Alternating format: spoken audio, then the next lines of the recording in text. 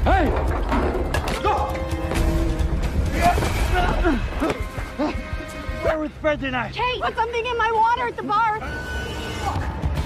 Stop!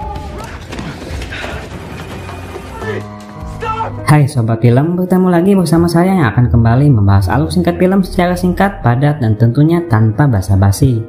Dan film yang akan kita bahas kali ini berjudul The Weekend Away yang dirilis pada tahun 2022. Tanpa banyak bacot, bagaimana kalau kita langsung saja ke TKP?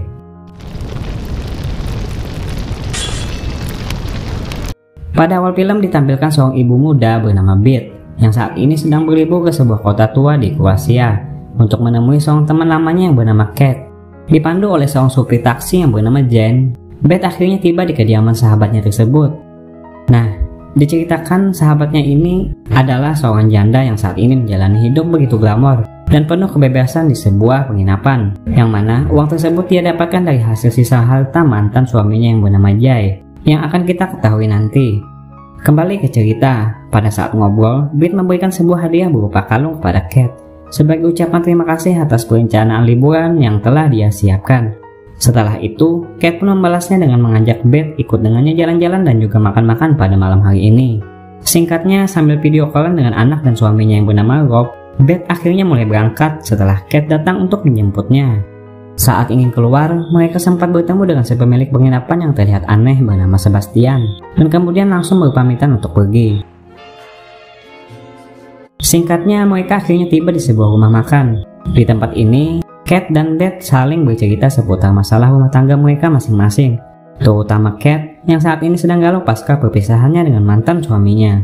Setelah makan, Beth yang berniat ingin pulang, kemudian malah diajak Kate untuk pergi ke sebuah klub untuk berpesta. Walaupun sempat ragu, Beth kemudian malah menyetujui ajakan temannya tersebut, yang mana keberangkatan mereka diantarkan langsung oleh Zen, si supir taksi yang kini telah menjadi langganannya Beth. Nah, sesampainya di klub, Kate memperlihatkan tentang serunya dunia malam kepada temannya yang telah mempunyai anak tersebut. Tak hanya itu, Kate juga menyewa beberapa pria untuk menemani pesta malam mereka. Hingga pada akhirnya, Beth yang telah mabuk berat itu tersedar oleh dirinya yang saat ini tiba-tiba sudah berada di kamar penginapan Kate. Nah, setelah kejadian malam itu, Kate tiba-tiba menghilang dari kamar penginapannya. Beth berusaha mencarinya dengan cara menelepon ponselnya yang ternyata tidak aktif, memberitahu suaminya tentang Kate yang tiba-tiba menghilang, hingga menanyakannya kepada Sebastian. Namun sayangnya, tak ada satupun yang dapat mengetahui pasti kemana Kate pergi. Beth juga memberitahu hal tersebut ke sebuah kantor polisi, namun petugas di sana yang bernama Favik menjelaskan bahwa kasus tersebut akan bisa diselidiki setelah ambang waktu di atas 24 jam. Beth yang khawatir kemudian bertemu dengan Jen, si supir taksi yang kini membantunya untuk mencari keberadaan Kate. Kemudian mereka berdua pergi ke tempat bar di mana Beth dan Kate malam itu melakukan pesta. Di tempat ini Jen mendapatkan informasi tentang dua orang pria yang menemani Kate dan Beth berpesta yang tak lain ternyata adalah seorang pria pendamping alias pria sewaan, yang Beth juga telah membiusnya pada malam itu. Setelah itu Beth menghubungi suaminya untuk membicarakan hal tersebut. Terlihat Rob berniat untuk menjemput Beth, namun Beth memutuskan untuk tetap tinggal guna mencari keberadaan Kate yang telah menghilang. Besoknya Beth mendapat panggilan dari Zain yang telah berhasil menemukan keberadaan dua orang pria yang telah menemani Beth berpesta. Namun sialnya kedua pria tersebut malah kabur setelah melihat keberadaan Beth, yang mana pelariannya tersebut langsung dikejar oleh Zain hingga berhasil mendapatkannya.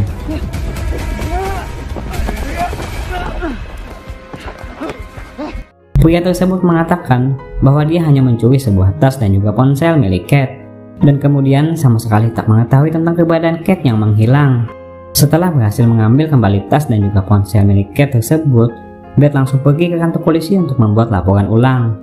Di kantor tersebut, Beth menjelaskan semuanya tentang hilangnya Kate, dan juga yang telah dia lakukan pada malam pesta itu kepada seorang detektif yang kini menangani kasusnya bernama Kovac, yang kemudian membawa Beth pergi ke sebuah rumah sakit untuk melakukan tes narkoboy, yang mana hasil dari pemeriksaan tersebut akan diketahui dalam waktu 24 jam. Setelah pemeriksaan tersebut, Beth menghubungi Jay, mantan suaminya Kate, tentang Kate yang kini telah menghilang. Namun pria tersebut beranggapan bahwa Kate adalah seorang wanita yang memang suka menghilang secara diam-diam dikarenakan sifatnya yang selalu ingin mencari perhatian. Setelah itu, Beth yang kembali ke penginapan bertemu dengan Sebastian yang mengatakan bahwa batas check out kamar yang telah Kate sewa telah habis. Dan saat Beth ingin memutuskan untuk pergi, Sebastian tiba-tiba malah menawarkan sebuah kamar yang lebih murah yang berada di lantai bawah. Yang mana hal tersebut langsung disetujui oleh Beth. Penasaran di area tersebut, Beth mencoba jalan-jalan dan kemudian kembali bertemu dengan Sebastian yang mengatakan bahwa dirinya adalah seorang komposer musik yang memiliki studio di area lantai tersebut. Setelah itu, Beth menghubungi Zen yang kemudian mengajaknya makan-makan. Dan kemudian malah bertemu dengan Rob, suaminya Beth yang tiba-tiba datang. Terlihat Rob sempat cemburu dengan Zen yang begitu dekat dengan istrinya. If he's involved. I'm sorry. I am sorry, right? Dan pada saat mereka di kamar, Beth mendapat panggilan dari Kopak yang telah menemukan keberadaan Kate yang ternyata telah meninggal dalam keadaan tenggelam. Beth yang sangat shock tersebut kemudian meminta Kopak untuk segera menyelidikinya dikarenakan kematian Kate yang dia duga telah dihabisi oleh seseorang. Dan pada malam harinya, Beth terbangun setelah melihat suaminya yang tak bisa tidur. Dijelaskan suaminya tersebut akan pulang untuk menjenguk anak mereka yang telah mereka tinggal. Besoknya Beth dijemput Fafik untuk menjelaskan hasil otopsi yang telah dilakukan. Namun sebelum itu, Beth meminta Fafik untuk mengantarkannya terlebih dahulu ke rumah sakit untuk memberi penghormatan terakhir kepada sahabatnya tersebut.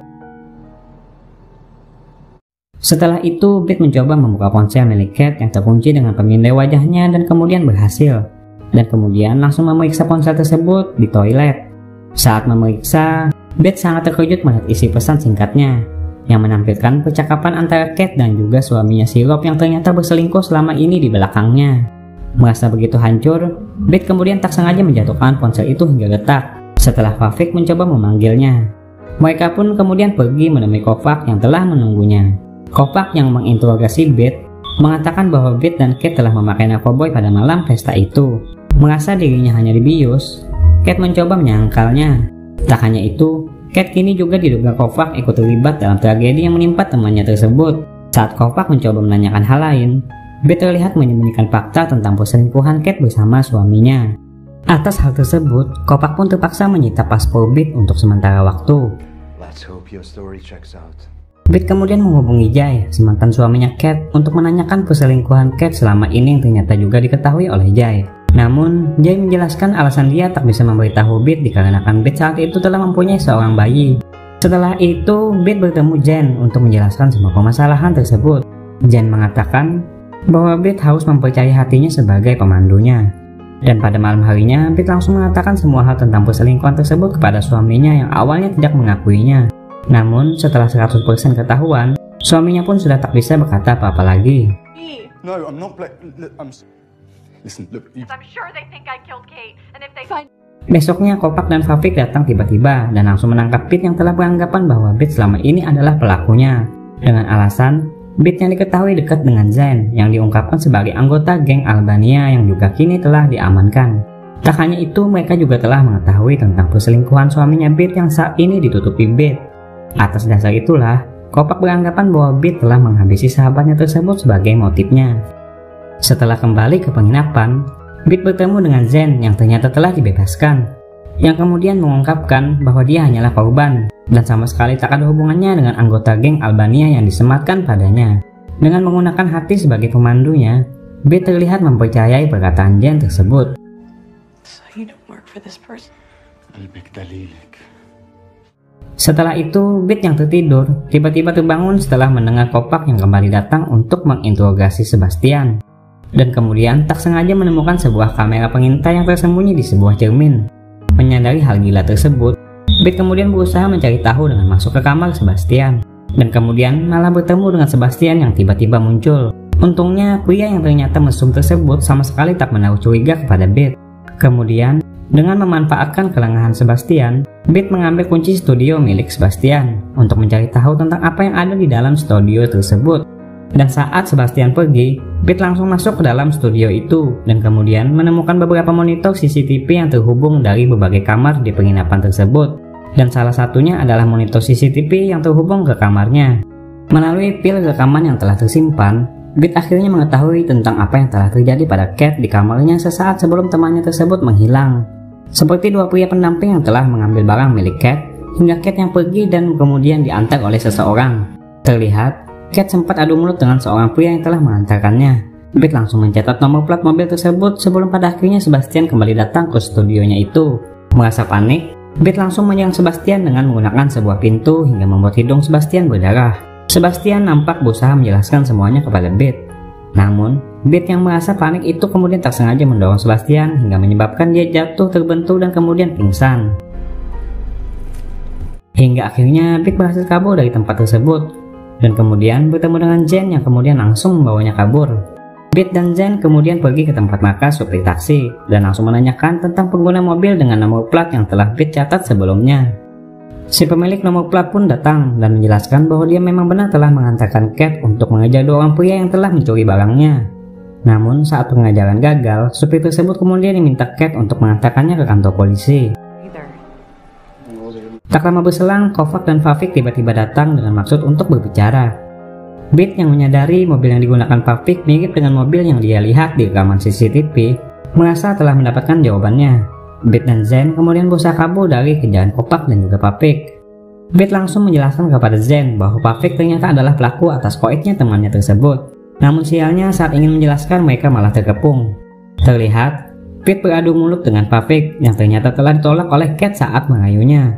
Dan saat keadaan begitu genting, Pavik tiba-tiba terpeleset dan kemudian jatuh ke bawah hingga akhirnya membuatnya koit.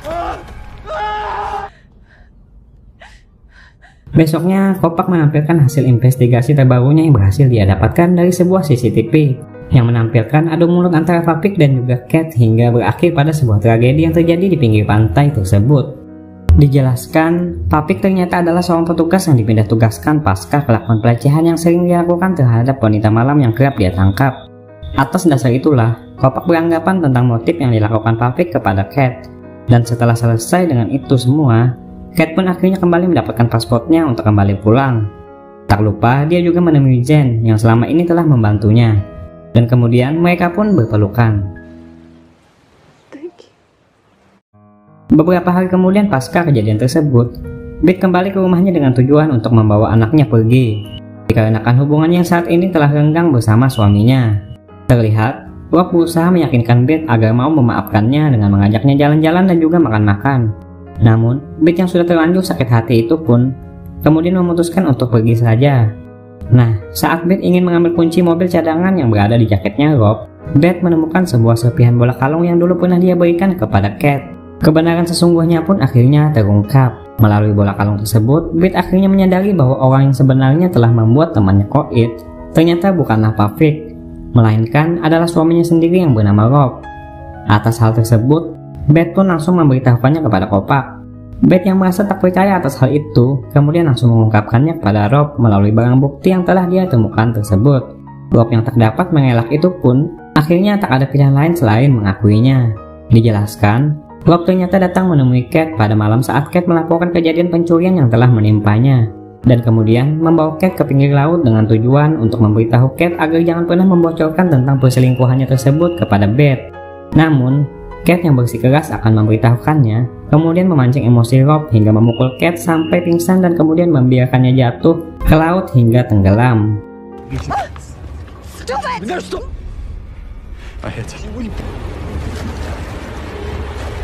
Mendengar cerita tersebut, Beat langsung ingin memberitahu Kovac meskipun pada akhirnya berhasil digagalkan oleh Rob. Namun, Rob yang tak menyadari bahwa Beat sebelumnya telah berhasil menghubungi Kovac di dalam toilet, akhirnya tak bisa berbuat apa-apa.